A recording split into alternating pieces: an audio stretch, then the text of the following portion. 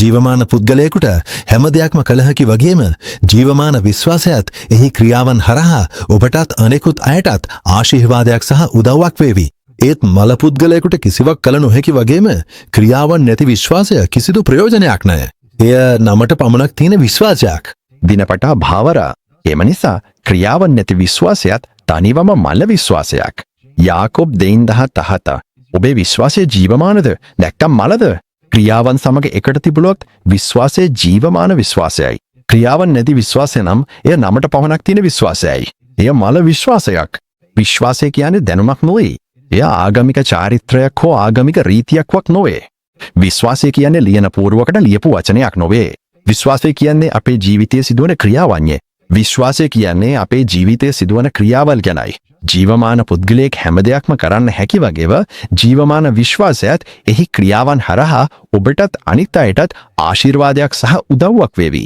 එහෙමත් නැත්නම් මල පුද්ගලයෙක් කිසිවක් කරන්න බැරි වගේම ක්‍රියාවන් නැති විශ්වාසය කිසිදු ප්‍රයෝජනයක් නැහැ.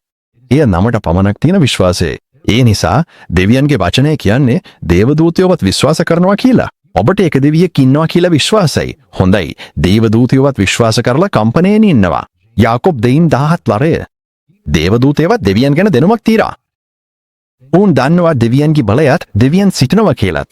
කෙසේ වෙතත් ඔවුන් තුළ කිසිදු ක්‍රියාවක් නැහැ. දෙවියන්ට අනුග්‍රහයක් නැහැ. පසුතැවීමක් නැහැ.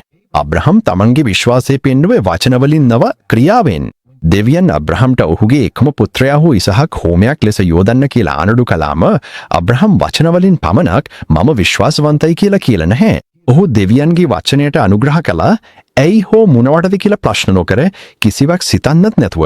ඔහුගේ විශ්වාසය ඔහු ක්‍රියාවලින් පෙන්වා දුන්නා. ඉතින් අබ්‍රහම් උදෑසන ඉතාමත් ඉස්සරහට නැගිටිලා ඔහුගේ කුළුදුල් පැටිය සවි කරලා තමන්ගේ දෙවෙනෙක් තරුණයල් පුත්‍රයා ඉසහක් එක්කගෙන හෝමයට දව කැබලි කපලා දෙවියන් ඔහුට කියපු තැනට ගියා. උත්පත්ති 22:3. සැබෑ විශ්වාසය හැම විටම කෙනෙකු ඉලක්කයක් වෙත යවයි. අබ්‍රහම් ඔහුගේ විශ්වාසය ක්‍රියාවලින් පෙන්වා දුන්නා.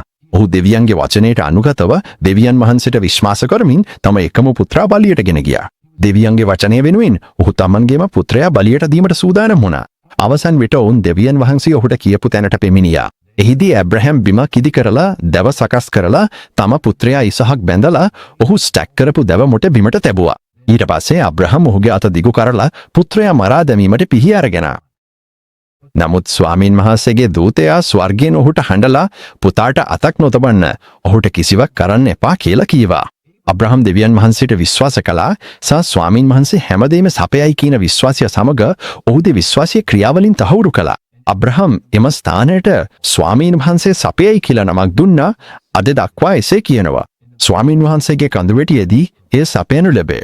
ඉපැරණි ගිවිසුම 2:4. ස්වාමීන් වහන්සේ වූ යේසුස් ක්‍රිස්තුස්ගේ කරුණාව, පියාණන්ගේ ආදරය සහ පවිත්‍ර ආත්මයන්ගේ සංගමය ඔබ සමග වේවා. ආමෙන්.